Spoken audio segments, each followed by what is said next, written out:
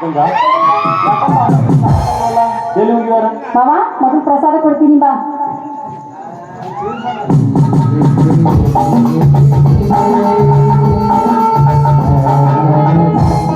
ಮಾವ ಅರ್ಜುನ್ ಮಾವ ಆ ದುರ್ಗಾದೇವಿ ಜಾತ್ರೆ ನಿಮಿತ್ತವಾಗಿ ಅರ್ಪಿಸಿದ ಇಸಿಗೆಂದು ಹೋಗಿದ್ದಾನೆ.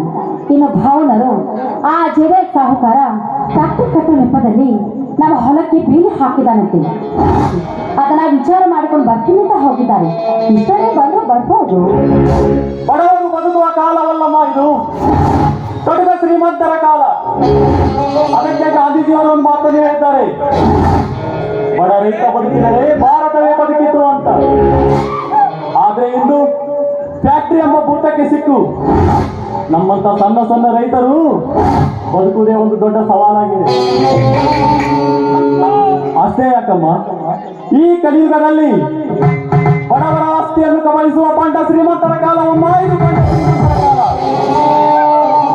ಹೋಗಿ ಬಿಡಿ ಮಾಮ. ಅಂದ ಹಾಗೆ ನಿಮ್ಮ ರಿಸಲ್ಟ್ ವಿಷಯ ಏನಾಯ್ತು ಮಾಮ? ಫಸ್ಟ್ ಕ್ಲಾಸ್ನಲ್ಲಿ ಪಾಸ್ ಆಗಿದ್ದೇನೆ ಗಂಗಾ, ಅದನ್ನು ಹೇಳಬೇಕು ತೆಗೆದುಕೊಳ್ಳೋ ಮಸ್ತು.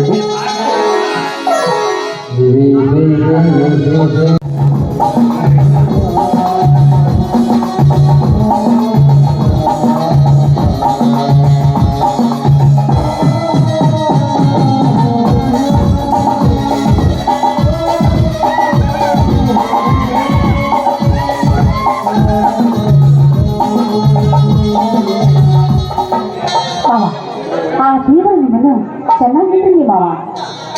ಎಲ್ಲಿದ್ದಾನಮ್ಮ ನಿನ್ನ ದೇವರು? ಗರ್ಭಗುಡಿಯಲ್ಲಿ ಕಲ್ಲಲ್ಲಿ ಕಲ್ಲಾಗಿ ಕುಳಿತುಬಿಟ್ಟಿದ್ದಾರೆ ನಿನ್ನ ದೇವರು.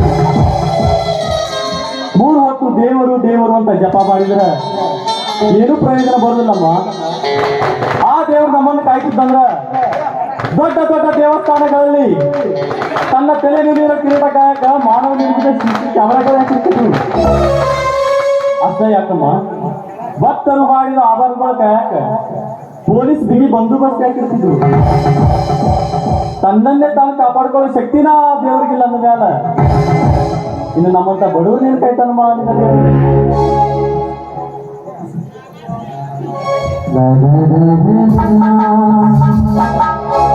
ಯಾಕಪ್ಪ ಶಂಕರ, ಆ ದೇವರಿಗೆ ಹೀಗೆ ಮಾತನಾಡ್ತೀಯಪ್ಪ? ಯಾಕೆ, ಏನಾಯ್ತಪ್ಪ? ಏನಿಲ್ಲ ಬಾ ಮಾವ. ಮಾವ ಇವತ್ತು BCom ಪರೀಕ್ಷೆಯಲ್ಲಿ ಫಸ್ಟ್ ಕ್ಲಾಸ್ ಅಲ್ಲಿ ಪಾಸ್ ಆಗಿದ್ದಾನಂತೆ. ಅದಕ್ಕೆ ಆ ದೇವರು ನಿನ್ನ ಚೆನ್ನಾಗಿಟ್ಟಿಲ್ಲ ಅಂತೆ ಅಷ್ಟೇ. ನೋಡು ಶಂಕರ, ಎಲ್ಲಾ ಭಾರವನ್ನು ಆ ದೇವರೇ ಹೊರಬೇಕಾದ್ರಿ, ಎಲ್ಲಾ ಭಾರವನ್ನು ಆ ದೇವರೇ ಹೊರಬೇಕಾದ್ರಿ ನಾವು ನೀವು ಮನುಷ್ಯರಾಗಿ ಈ ಭೂಮಿ ಮೇಲೆ ಹುಟ್ಟಿದೆ ಯಾಕಪ್ಪ? ನೋಡಿ ಶಂಕರ, ಎಲ್ಲ ಭಾರವನ್ನು ಹೊರಬೇಕಾದ್ರ ನಾವು ನೀವು ಯಾಕಿರ್ಬೇಕಪ್ಪ? ನೋಡಪ್ಪ, ಇದ್ರ ಮಧ್ಯೆ ದೇವ್ರ ನೆಪ ಅಷ್ಟೇ. ಅದಕ್ಕಪ್ಪ ನಾವು ದೇವರನ್ನೋದು. ಅಣ್ಣ, ತಂದೆ ತಾಯಿಗಿಂತ ಮಿಗಿಲಾದ ದೇವರಿಲ್ಲ ಅಂತ ಹೇಳ್ಯಾರ ಬಲ್ಲವರು. ಆದ್ರೆ ನೀನು ನನಗೆ ಅದಕ್ಕಿಂತ ಬಿಗಿಲು ಅಣ್ಣ. ಆಶೀರ್ವಾದ ಮಾಡೋಣ.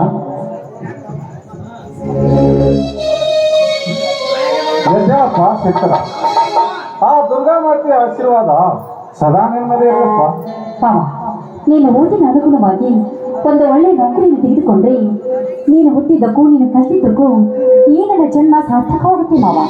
ನೌಕರಿ ನಮ್ಮಂತವ್ರಿಗೆಲ್ಲಿಂದ ಸಿಗಬೇಕಮ್ಮ ನೌಕರಿ. ಅದಕ್ಕೆ ಬೆಳೆದು ನಾರುತ್ತಿರುವ ರಾಜಕೀಯ ರಾಕ್ಷಸರು ತುಂಬಿರುವ ಈ ಸಮಾಜದಲ್ಲಿ ನಮ್ಮಂತ ಬಡವರಿಗೆಲ್ಲಿಂದ ಸಿಗಬೇಕಮ್ಮ ನೌಕರಿ? ಹೀಗೆ ಮಾತನಾಡ್ತೀಯ ಶಂಕರ್? ನಿನಗೆ ನೌಕರಿ ಮಾಡ್ಲಕ್ಕೆ ಏನಾದ್ರು ಸಹಾಯ ಸಹಕಾರ ಬೇಕಾದ್ರೆ ಮೇಲಾಗಿ ನಿಮ್ಮ ಅಣ್ಣ ಅರ್ಜುನ ಅದನಲ್ಪ. ಅಣ್ಣ, ಆಡು ಹೊಸದೈತಿ ಅಂದ್ರ ಒಂದ್ ಇಡೀ ಕಾಳು ಕೊಟ್ಟು ಹೊಸ ನೀಗಿಸಬಲ್ಲ ಈ ಬಡವ.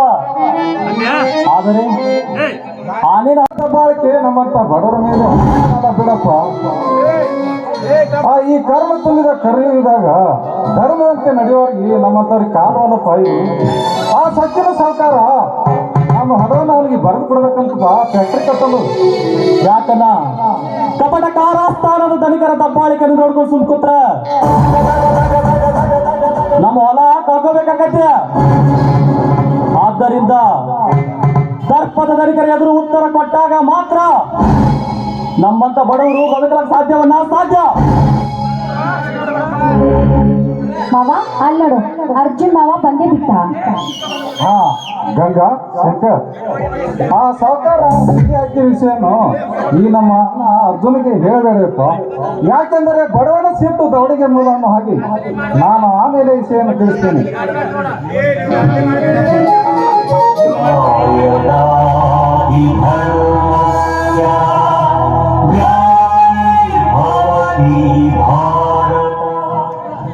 ಉಳ್ಳವರು ಶಿವಾಲಯವನ್ನು ಮಾಡಿದರು. ನಾನೇನು ಮಾಡಲಯ್ಯ ಕಡುಬಡವನಾಡು. ಎನ್ನ ಕಾಲೇ ಕಂಬವಯ್ಯ, ಎನ್ನ ದೇಹವೇ ದೇಗುಲವಯ್ಯ, ಎನ್ನ ಶಿರವೇ ನಿನ್ನ ದೇಗುಲದ ನನ್ನ ಕಳಸಕಾರ ಕೂಡಲ ಸಂಗಮ ದೇವ. ಬೆಟ್ಟದಷ್ಟು ಬಡತನ ಬಿದ್ದು ದೇಹದಲ್ಲಿ ದೇಗುಲವನ್ನು ನಿರ್ಮಿಸಿ ಆ ದೇಗುಲದಲ್ಲಿ ದೇವರ ಮೂರ್ತಿಯನ್ನು ಪೂಜಿಸುವ ಶ್ರೇಷ್ಠ ಭಕ್ತಾಣಿ ಎಂದು ದೇವರಿಗೆ ಗೊತ್ತು. ಆದರೆ ನಿನ್ನಂತ ಆತ್ಮಚೈರ್ಯ ಉಳ್ಳವನ ಮನದಲ್ಲಿ ಇದು ಹಂಚಿಕೆಯ ಮಾತು ಬರ್ತಾ ಇದೆಯಲ್ಲ, ಹೇಳೋಣ ಅದೇನಾಗಿದೆ ಅಂತ. ಏನಿಲ್ಲಪ್ಪ ಶಂಕರ, ನಮ್ಮ ತಮ್ಮ ಜಿಲ್ಲೆಗೆ ಫಸ್ಟ್ ರ್ಯಾಂಕ್ ಬಂದಿದಂತೆ ಅದನ್ನೇ ವಿಚಾರ ಮಾಡ್ಕೊತಾ ನಿಂತ ನೋಡಪ್ಪ. ಹೌದೇನಾ? ಹೌದಲ್ಲ. ಆ ತ್ರೇತಾಯುಗದಲ್ಲಿ ಆ ಶ್ರೀರಾಮ ತನ್ನ ತಮ್ಮರಾದ ಲಕ್ಷ್ಮಣನಿಗೆ ಏನು ಆಶೀರ್ವಾದ ಮಾಡಿದ್ನು, ಅದೇ ರೀತಿ ಆಶೀರ್ವಾದ ಮಾಡೋಣ ಈ ನಿನ್ನ ತಮ್ಮನಿಗೆ. ನಿನ್ನಂತ ತಮ್ಮನನ್ನು ಪಡೆದ ನನ್ನ ಜನ್ಮ ಸಾರ್ಥಕವಾಯಿತು. ಬಡತನದಲ್ಲಿ ಹುಟ್ಟಿದ್ರು ಕೂಡ ಇವತ್ತು ನನ್ನ ತಮ್ಮ ಬಿಕಾಂ ಪದವೀಧರ.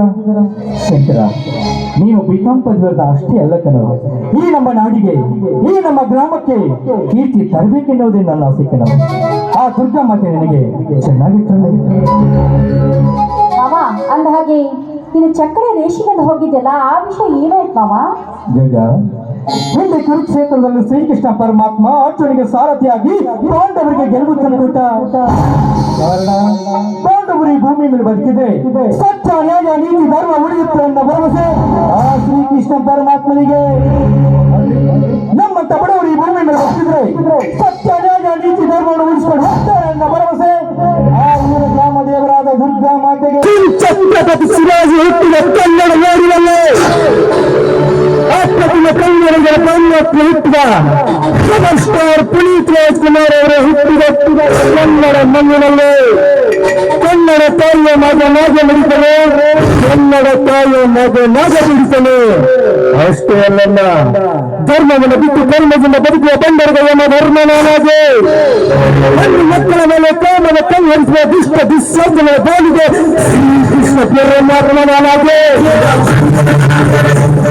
ಸತ್ಯ ನ್ಯಾಯ ನೀತಿ ಧರ್ಮದಿಂದ ತನ್ನ ಎತ್ತಿ ಮಾಡಿದೆ ಜಗ ಮೆಚ್ಚಿದ ಮಗನಾಗಿ. ಹೌದಪ್ಪ ಅರ್ಜುನ, ಕಾರವಾರ ಕತ್ತಲದಿಂದ ತುಂಬಿರುವ ಈ ನಮ್ಮ ಮನೆಯಲ್ಲಿ ವಸಂತ ಕಾಲದಲ್ಲಿ ಕೋಗಿಲೆಯು ನವಗಾನ ಹಾಡುತ್ತಿರುವಾಗ ನಮ್ಮ ಕಷ್ಟ ಸುಖಗಳೆಂಬ ರಾತ್ರಿಗಳು ಕಳೆದು ಸುಖ ಸಂತೋಷ ಎಂಬ ಬೆಳಕು ನಮ್ಮ ಮನೆಯಲ್ಲಿ ಹರಿತಾ ಇದೆ ನೋಡಪ್ಪ.